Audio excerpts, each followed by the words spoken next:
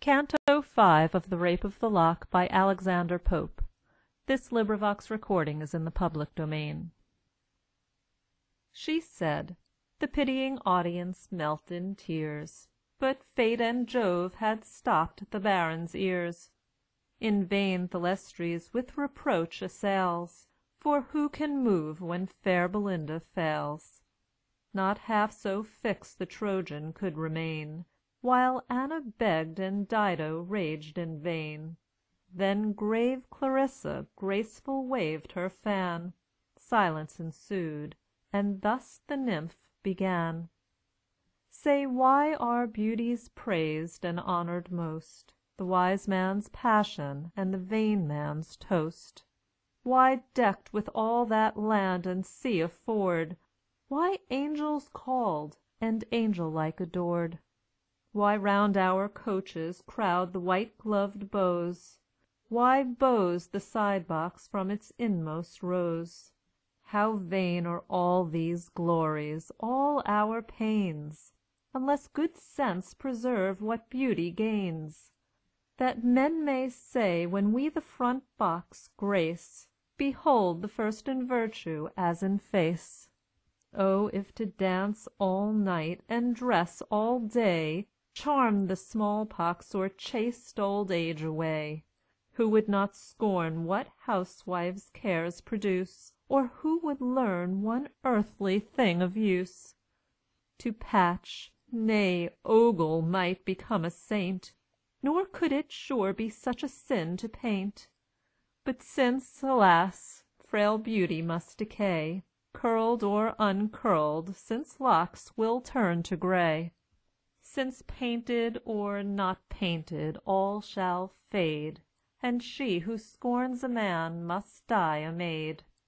What then remains, but well our power to use, And keep good humour still whate'er we lose? And trust me, dear, good humour can prevail, When airs, and flights, and screams, and scolding fail. Beauties in vain their pretty eyes may roll, Charms strike the sight, but merit wins the soul. So spoke the dame, but no applause ensued. Belinda frowned, Thalestris called her prude.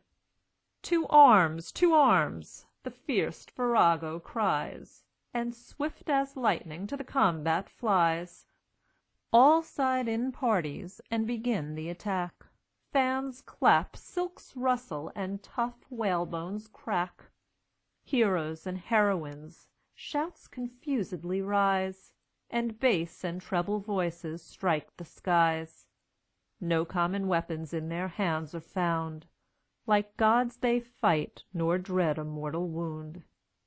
So when bold Homer makes the gods engage, And heavenly breasts with human passions rage, 'Gainst Pallas, Mars, Latona, Hermes arms, And all Olympus rings with loud alarms. Jove's thunder roars, heaven trembles all around, Blue Neptune storms, and bell-winged deeps resound. Earth shakes her nodding towers, the ground gives way, And the pale ghosts start at the flash of day. Triumphant Umbriel, on a sconce's height, Clapped his glad wings, and sat to view the fight. Propped on their bodkin spears, the sprites survey The growing combat, or assist the fray. While thro' the press enraged Thalestris flies, And scatters death around them both her eyes. A beau and witling perished in the throng, One died in metaphor, and one in song. "O cruel nymph, a living death I bear!" Cried dapper wit, and sunk beside his chair. A mournful glance Sir Fopling upwards cast, "Those eyes are made so killing," was his last. Thus on Meander's flowery margin lies The expiring swan, and as he sings he dies. When bold Sir Plume had drawn Clarissa down, Chloe stepped in, and killed him with a frown. She smiled to see the doughty hero slain, But at her smile the beau revived again. Now Jove suspends his golden scales in air, weighs the men's wits against the ladies' hair. The doubtful beam long nods from side to side, at length the wits mount up, the hairs subside. See fierce Belinda on the Baron flies, with more than usual lightning in her eyes. Nor feared the chief the unequal fight to try, who sought no more than on his foe to die. But this bold lord, with manly strength endued, she with one finger and a thumb subdued. Just where the breath of life his nostrils drew, a charge of snuff the wily virgin threw. The gnomes direct to every atom just the pungent grains of titillating dust. Sudden with starting tears each eye o'erflows, and the high dome re-echoes to his nose.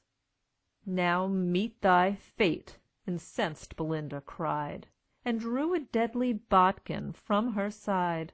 The same his ancient personage to deck, her great-great-grandsire wore about his neck, in 3 seal rings, which after melted down, formed a vast buckle for his widow's gown. Her infant grandam's whistle next it grew, the bells she jingled and the whistle blew. Then in a bodkin graced her mother's hairs, which long she wore, and now Belinda wears. "Boast not my fall," he cried, "insulting foe! Thou by some other shalt be laid as low. Nor think to die dejects my lofty mind. All that I dread is leaving you behind. Rather than so, ah, let me still survive, and burn in Cupid's flames, but burn alive." "Restore the lock!" she cries, and all around, "Restore the lock!" the vaulted roofs rebound. Not fierce Othello in so loud a strain Roared for the handkerchief that caused his pain. But see how oft ambitious aims are crossed, And chiefs contend till all the prize is lost. The lock, obtained with guilt and kept with pain, In every place is sought, but sought in vain. With such a prize no mortal must be blest, So Heaven decrees, with Heaven who can contest? Some thought it mounted to the lunar sphere, Since all things lost on earth are treasured there. There heroes' wits are kept in ponderous vases, And bows in snuff-boxes and tweezer-cases. There broken vows and death-bed alms are found, And lovers' hearts with ends of riband bound. The courtier's promises and sick man's prayers, The smiles of harlots and the tears of heirs. Cages for gnats and chains to yoke a flea, Dried butterflies, and tomes of casuistry. But trust the Muse, she saw it upward rise, Though marked by none but quick poetic eyes. So Rome's great founder to the heavens withdrew, To Proculus alone confessed in view. A sudden star, it shot thro' liquid air, And drew behind a radiant trail of hair. Not Berenice's locks first rose so bright, The heavens bespangling with dishevelled light. The sylphs behold it kindling as it flies, And pleased pursue its progress thro' the skies. This the beau monde shall from the mall survey, And hail with music its propitious ray. This the blest lover shall for Venus take, And send up vows from Rosamonda's lake. This partridge soon shall view in cloudless skies, When next he looks through Galileo's eyes.